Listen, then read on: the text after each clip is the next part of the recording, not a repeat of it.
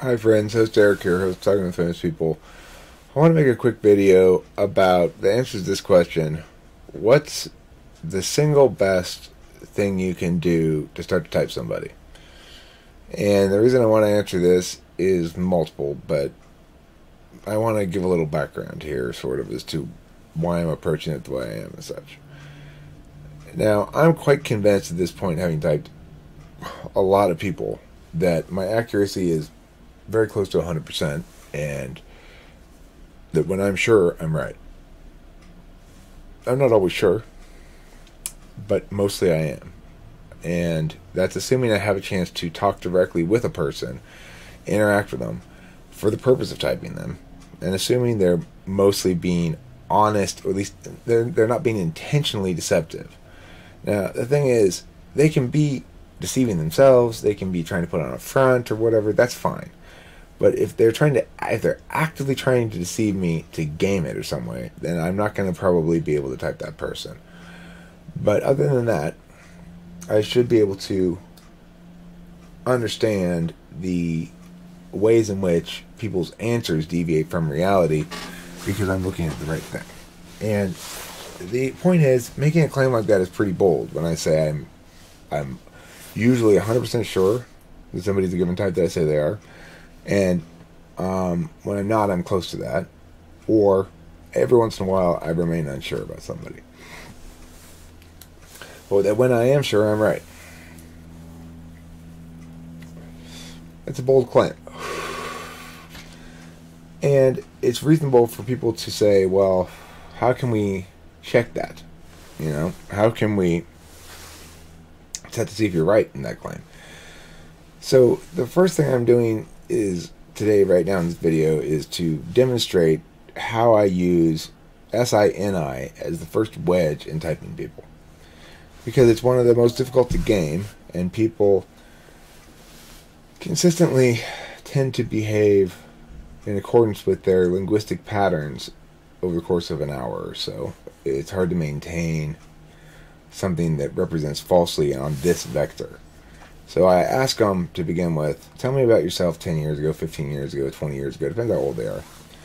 And like if they're in their 20s, they'll say, tell me about yourself in high school. What kind of person were you? Were you nice or mean? How a person answers this question is very telling. So an SI Dom, like Kimberly, will usually answer it by saying, I was nice, usually.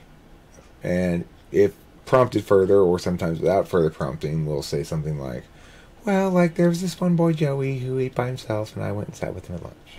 Okay, that's an example of an SI user. If they're giving you precise, specific examples that involve specific incidents or events, they're SI conscious, probably. Now, if they do a lot of that, and you can watch this over the course of, you have to pull, right? So you gotta keep probing about the past and see what kind of detail level they come up with. Now, the easiest ones to identify are SI polar and SI dom. SI dom does a lot of that, and when pushed forward ideationally, they'll respond by pulling back to past references anyway. So it's a matter of how you push and pull with your guiding the conversation too. So if I'm saying, now tell me about possible ways that you could see this future path evolving, they'll begin answering it that way, and then they'll fall back into their habits of relating it to past experiences. SI polar is the easiest to identify. If you ask an SI polar person, does your significant other scold you about stuff? They'll go, yeah, I get scolded sometimes about stuff. And you go, okay, well, like what, for example? I don't know. Well, can you give me some examples of instances when you've been scolded? Gosh, that's a tough one. I mean, I know I do get scolded, but it's remarkable, and it's consistent, and it's reliable. It's as reliable a thing as anything that I've found. The other reliable things are TI questions. If you ask conditional logic questions, the way in which a person answers them, and how quickly and easily they answer them, and how much they are a fish in water to it, in other words, how much do they like being asked those questions, tells you a lot about what type they are. But the SI-NI thing is more powerful tool. And I typed an INFJ last night who had been typed in OPS as something impossible, like extroverted intuition and extroverted feeling. And so I kind of wanted to address the way in which the fifth slot function can be confusing a little bit as well.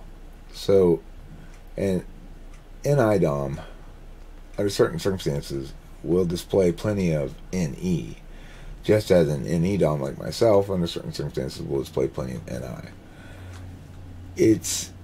You get a feel for the difference between a dominant and an ignoring, especially if you're that type. So for me, it's pretty easy to distinguish between NE-DOMs and not NE-DOMs. But that's not something that you can check yourself and test against. So what I'm saying is, let's say you check the SI-NI test that I'm talking about how people discuss their past, how easily people are able to come up with specific examples of general rules about themselves from the past. And you see that it is in fact quite determinate, and that people who have SI on the front of the stack will do it a fair amount, or a lot, depending on how high up it is. You'll notice I do it a fair amount to a lot, even though it's in the fourth slot for me, but I'm also mixing it in with a lot of ideation. It's a 4-5 thing, so the fifth slot is strong and ignoring but active. The fourth slot is active because it's a thing that's working with your dominant function, but it's underutilized. The fifth slot kind of comes in and fills in the gaps. So a person is going to display a mix of their fourth and fifth no matter what their fourth and fifth are. They're going to display a mix, and it's going to be hard to distinguish unless you yourself, the person typing them, is a dominant in one of those things, or the flip of it. So that's the 4-5 issue.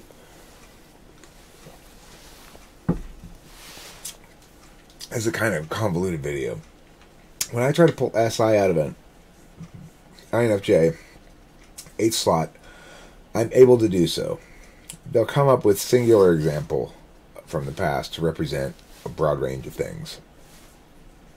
It takes a little pulling, but it comes out. And the reason is because 8th slot does that. It's a role function in socionics, and it's a good name for it. I call it the balanced or insecure function. You might also think of it as the ultimate engine of your whole personality. It's the one function we do right, but we don't really think of ourselves as doing it right, and it's not conscious. So,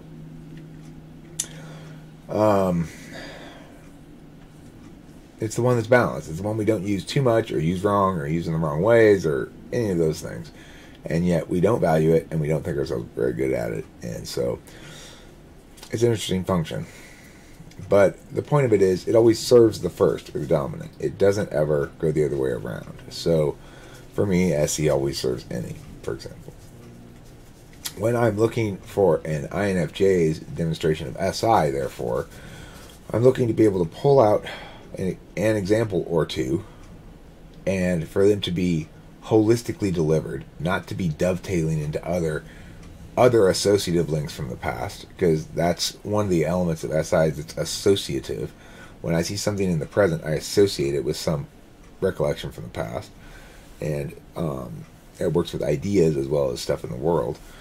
So I check to see if that SI example, the individual providing it, dovetails into other examples, which an SI user very, very likely will do, or just leaves it sitting there as the answer to the problem, the singular answer to the question of who they are in the past. So that's about SI and NI and using them to type people. But the thing is, if you want to check to see if my typings are right, you can test SI and NI in the same way. And if you come with the same conclusions, you might conclude that it's misleading in some way. That, okay, well, Eric's right in what he's observing, but wrong in what it means. You might conclude that. If you conclude that I'm right in what I'm observing but wrong in what it means, then the obligation would be to provide an alternative better to than my explanation as to what it means. My definition of the functions are predicated on a few things. Number one, there's an axiom to distinguish between what constitutes a metaphysical function and a physical function. The axiom is conditionality. Things that impact conditionally are metaphysical. Things that impact unconditionally are physical. And that's why SI, for example, is a physical function, Demon Windu. And when I say things are turn-based and or real-time, I'm not talking about the function itself. I'm talking about the nature of the ecosystem, the nature of time flow in the ecosystem. The nature of time flow in the metaphysical ecosystem is turn-based because it goes both directions. You can go back in time and say, okay, now let's pretend to take the other approach and see what we imagine happens. That's the whole idea of the metaphysical realm, is it allows us to ideate about things that aren't so, in the subjunctive mood, so to speak. So that's what makes a function native to a given dimension, is whether its impacts are conditional or not. And this axiom provides us a clear distinction, a clear limiting principle that says these things comprise metaphysical, these comprise physical, and there's a reason why, and there's an axiomatic distinction. It's important that we have those kind of definitional limits on our system so that it's meaningful and it's doing something. So I've defined functions as a cognitive function is that which executes a process on two or more objects and the observer cognitively. So something like that. The point is, it clearly distinguishes that which is a function and that which is not a function. And that's important. Okay?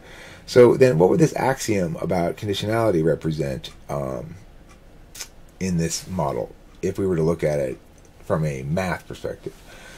Well, if the functions of cognition are analogous to functions in math, like plus, minus, multiplication, division, then the idea of the axiom of conditionality distinguishing that which is metaphysical from that which is physical would be something like the order of operations, like saying that that definitionally parentheses mean you go first in the order of operations or something. Or it might be considered even something more foundational than that, like the concept of quantity. The concept of quantity underlies all math, but it's not itself a function in math. It's an underlying principle of sorts. So being able to draw analogous distinctions between cognitive functions, function mechanics, and mathematical function mechanics allows us to keep things rooted in a real understanding of how the words work linguistically to limit us rhetorically to make the tool useful. The tool is not useful if it's not consistent and adherent to limiting principles in and of itself. That's the key thing there, okay? Now, there's going to be a need for me to warrant various things. And the reason I provide this axiom for distinguishing metaphysical and physical is because somebody pointed out correctly, and I really should find this person's comment and say who it was, because it was a very, very helpful comment. And this is exactly the sort of criticism I strongly encourage. He said, you haven't really explained why the metaphysical and physical ones need to be what they are and not something else. Like, by what axiom do you distinguish them? And I said in response, yeah, that does need more warranting, you're right. And so here I provide the additional warranting. This should satisfy anybody's questioning of the legitimacy of the metaphysical-physical distinction, because it provides a singular standard that can, a rule actually, not a standard, a rule that can be applied to anything that we might treat as an object of analysis within this system to make it determinate as to whether it is native to a given ecosystem.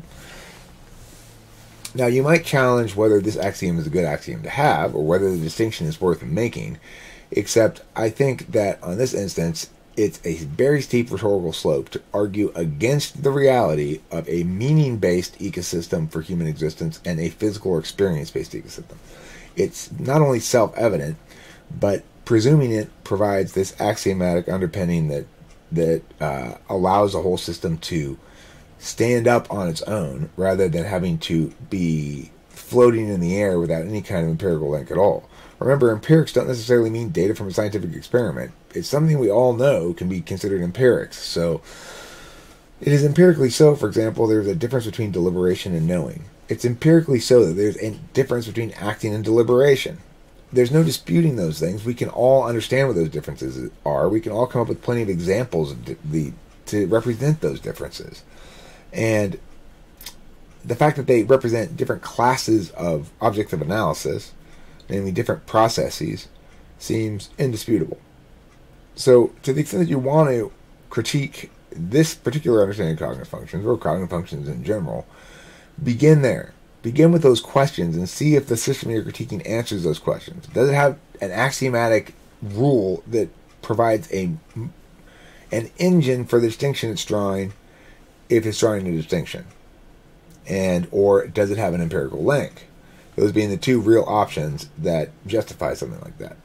I've got multiple empirical links to explain why it's set up the way it is. The put, get, receive interface modality, which echoes the way computers interact with each other, is a very sensible way to make sure we're anchoring the functions in some real distinction. We know the distinction is real because it's real amongst computers interacting with each other in a metaphysical ecosystem called the internet. It's empirically established. So these are the reasons why we ought to prefer this approach to other approaches of understanding human attention and, in fact, the processes of human being. And I hope the stuff about SI-NI helps you in whatever typing you're trying to do.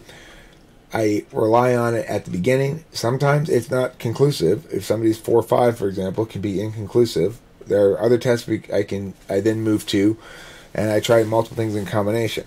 I'd like to begin to lay out what all those processes are so that people can challenge them and people can try them and test them out themselves and see if I'm making sense. And if it does work, but they think the explanation's wrong, then provide an alternate preferable explanation. Or critique mine in a way that shows why it doesn't withstand scrutiny. I'm building it in such a way that it does, so you're going to have trouble with that. But good luck if you want to do that. And I will be happy to make changes and or trash the whole system if need be, if somebody can give me a compelling reason to believe that I'm wrong about these things. Okay, thanks a lot for watching, and while somewhat convoluted, I think this was an important video for me to make.